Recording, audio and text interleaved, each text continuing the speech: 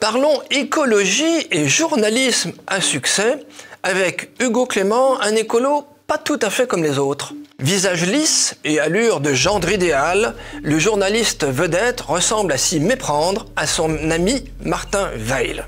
Chroniqueur sur France Inter, animateur sur France 5, rédacteur en chef de Vaquita, un média en ligne. Il s'est imposé à moins de 35 ans comme le visage de la protection de l'environnement. Parcourant le monde tel un Tintin végétarien, il s'emploie à dénoncer les abus des multinationales et les traditions archaïques en matière de bien-être animal.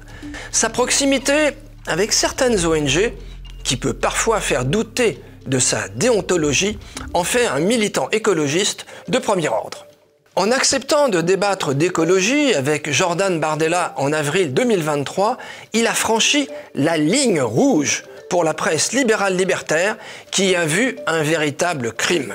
Il naît en 1989 à Strasbourg. Ses parents, tous deux professeurs d'université, s'installent plus tard dans une banlieue de Toulouse. Baccalauréat en poche, il intègre Sciences Po sans décrocher de diplôme, puis il rallie la plus gauchiste des écoles de journalisme, le SJ Lille, dont il sort diplômé en 2012. Étudiant, il pige déjà pour La Dépêche, 20 minutes ou même le Midi Libre.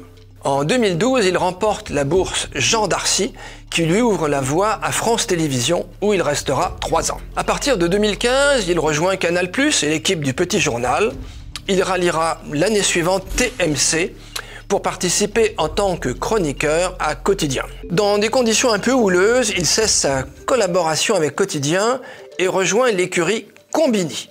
Ce nouvel acteur sur le marché de l'information mise sur des vidéos courtes. La grève prend et le journaliste dévoile ses convictions en signant des reportages qui lui tiennent particulièrement à cœur. 2019, c'est le retour sur France 2 où il a carte blanche pour animer des enquêtes consacrées à l'environnement. En 2023, il fonde son propre média, Vaquita, dont les thèmes sont, sans surprise, environnement, féminisme, cause animale, précarité. Parmi les investisseurs, il y a du beau monde. François Pinault, Xavier Niel, Mathieu Pigasse.